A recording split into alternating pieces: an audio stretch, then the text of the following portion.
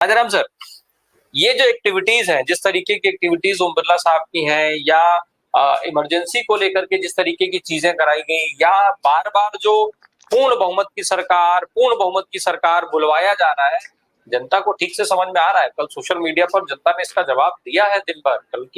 कल social media की जो एक्टिविटीज रही हैं उसने ये बताया है कि नहीं नहीं, आप कितना भी समझाइए, हम लोग ये सब चीजें ठीक से समझ रहे हैं, अब इनका कोई फायदा नहीं है। और ये बात कहीं ना कहीं जनता चुनाव में भी बता चुकी है। जो मुद्दे इनके थे उन मुद्दों को सिरे से खारिज कर दिया है जनता ने पहले भी। अब विधानसभा के चुनाव सामने खड़े हैं। इधर हेमंत सोरेन साहब को भी जमानत मिल गई। हमारे दर्शक बार बार याद दिला रहे हैं मुझे कि हेमंत सोरेन साहब को भी जमानत मिल गई है, जो भूमि मामला चल रहा था उनके ऊपर। जो विधानसभा चुनाव आने वाले हैं, चाहे वो महाराष्ट्र के हों, हरियाणा के हों, हरियाणा में किसानों का मुद्दा एक बड़ा मुद्दा है। आप लगातार उसमें जुड़े। राम प्रकाश जी, जो ये बार बार पूर्ण बहुमत की बात करते हैं, तो जनता ने पूर्ण बहुमत भी देखा है, संपूर्ण बहुमत भी देखा है, बम्पर बहुमत भी देखा है।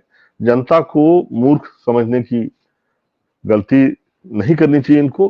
अब रहा सवाल ये जो आपातकाल का ये स्यापा रो रहे हैं, इनकी आदत है। मानो ये पीछे समझ लीजिए, अगर आपको आगे जाना है, मोदी जी कहते हैं 1947 की बात करते हैं, ये पीछे देख के चलते हैं, पीछे देख के चलते हैं। ये ख्याल होगा 2021 में मोदी जी ने विभाजन विभीषिका स्मृति दिवस मनाया था 14 अगस्त को, कि जो भारत पाकिस्तान का विभाजन हुआ था उस समय जो दंगे हुए थे उनको याद किया जाए।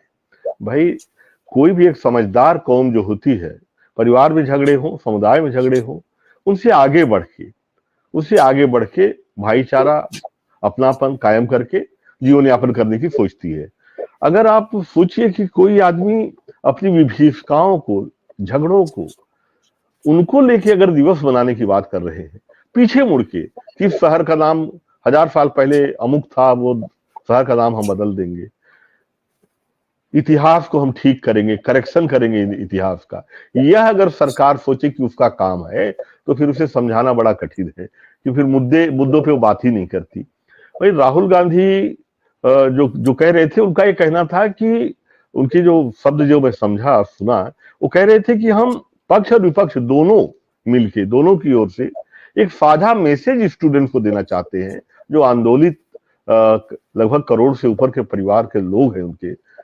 तो उसको एक पूरे देश को एक मैसेज जाना चाहिए कि देश की सबसे बड़ी जो पंचायत है वो उनके हितों को लेकर चिंतित है। ये मैसेज देने की बात कर रहे थे और माइक बंद कर दिया।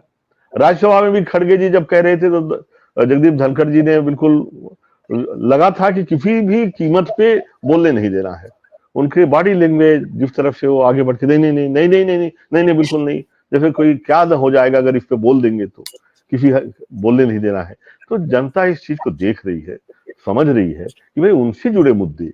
ये बात सही है कि जो प्रावधान है संसद की, उन प्रावधानों के तहत समय लेके चर्चा हो पर्याप्त, मेरा मानना है, ताकि ये जो एक बहाना रखते हैं कि भाई ये राष्ट्रपति जी के अभी भाषण पहले चर्चा हो रही थी, उसके बाद हम आपको वक्त देंगे।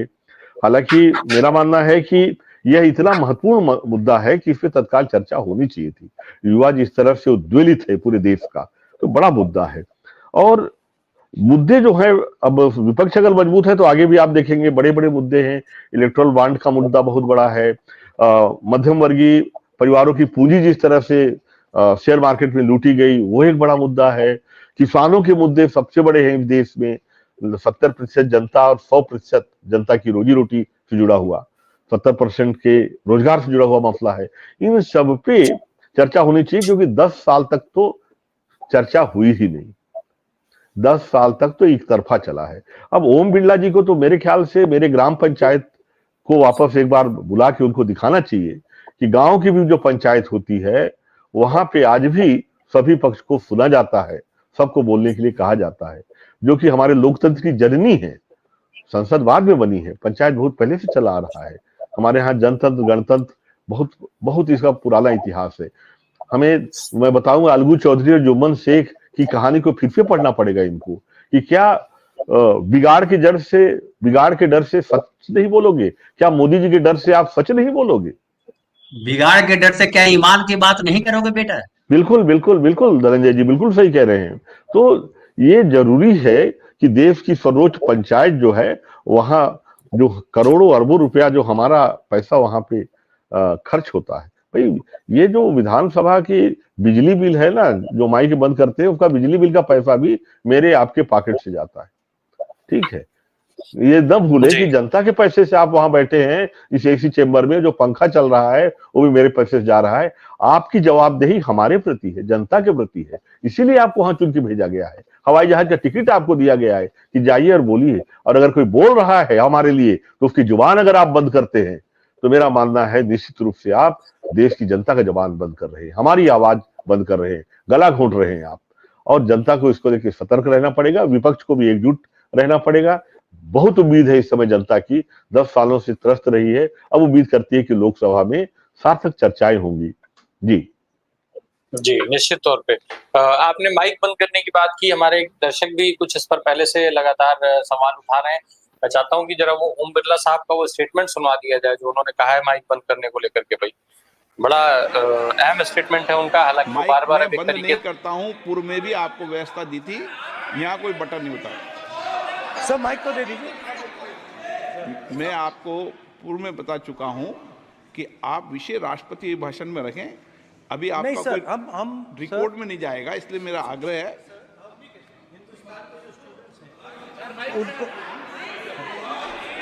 हिंदुस्तान के जो स्टूडेंट्स हैं उनको हम जॉइंट मैसेज देना चाहते थे। हाँ दें आप। सुनिए जॉइंट मैसेज देना चाहते थे ऑपोजिशन और सरकार के साइड से कि इस मुद्दे को हम ज़रूरी मानते हैं, और इसीलिए हमने सोचा था कि आज स्टूडेंट्स की रिस्पेक्ट करने के लिए हम नीट पर डिस्कशन करें।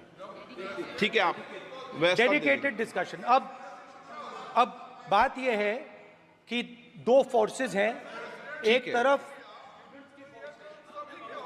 नहीं माने, ओके, सभा पटल पर रखे जाने वाले पत्र आइटम नंबर 3 श्री अर्जुन मेघवाल जी।